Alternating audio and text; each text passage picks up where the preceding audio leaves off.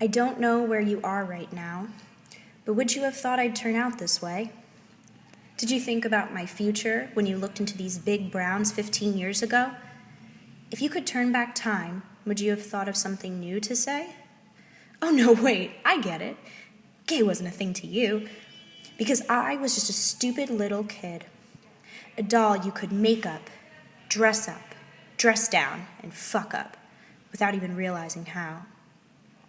Being lesbian or bi or anything other than the norm was something for the other girls who didn't look as pretty as you, wore that cheerleader skirt the way you did, or listened to the crappy 90s pop songs on the radio that told you having a boyfriend was the only thing you'd accomplish in your measly, suburban, broke-down life. But there's one accomplishment you left behind that you'll never get verbal credit for. A little girl living in a grown-up, voluptuous body that looks in the mirror every day without the slightest fucking clue who she should love. Soul as cold as the icy backyard swing you found her on, chest as tight and empty of compassion as the kleine Kutsche you had to explore in the bedroom you considered a doctor's office, classroom, or back of your pretty red car you always wish you had. Her lips, both seen and unseen, touched things, felt things, tasted things they didn't teach her about in preschool, at home, or even in the subconscious pool of her pure childhood dreams. You were a goddess to her, everything she aspired to be, until she saw you a decade later pushing that yard sale stroller with little feet sticking out that you never planned to create and constantly wish you could leave. Riddle me this, did you ever even like girls? Or was I just some crazy, twisted scheme you thought you could throw up in the sky like a blazing boomerang, ride out for a while, and walk away while it came crashing down to the ground, left to extinguish on its own? Like someone setting off a firework, only to watch the explosion for a mere second until the aftermath ashes came falling softly to the ground. Well, I'm still here, honey, shining brighter with a different set of flames you never imagined for me. My life could have begun and ended at 505 Terrace Avenue. The memories that cloud my frontal cortex could have remained in the context of my 3-foot-tall, gold-flaxen hair, sassy and spunky 5-year-old past. But I didn't want to cling to those nights where you'd kiss me a little bit more than a babysitter should. Those few hours your best friend and next-door neighbor made me kiss her down low in my treehouse because no other boy wanted to come along and make her spirit soar high. Those short but life-shattering 5 minutes when I swore your older brother would have raped me on my back porch, literally within footsteps, and a glass door separation between my mother's ears and my dry, small, silently quivering lips. No, motherfucking no!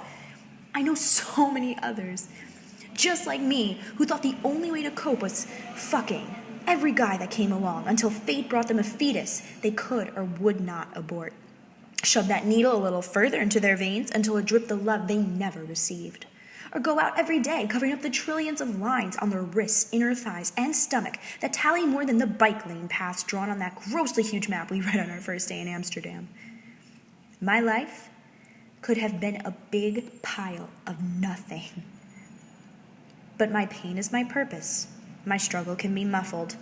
The love and hope that seemed so far gone stayed in my dream, my poorly spelled diary entries, and the plethora of non-melodic songs I scribbled down until I got it, because I bowed my head, lifted my hands, and simply asked.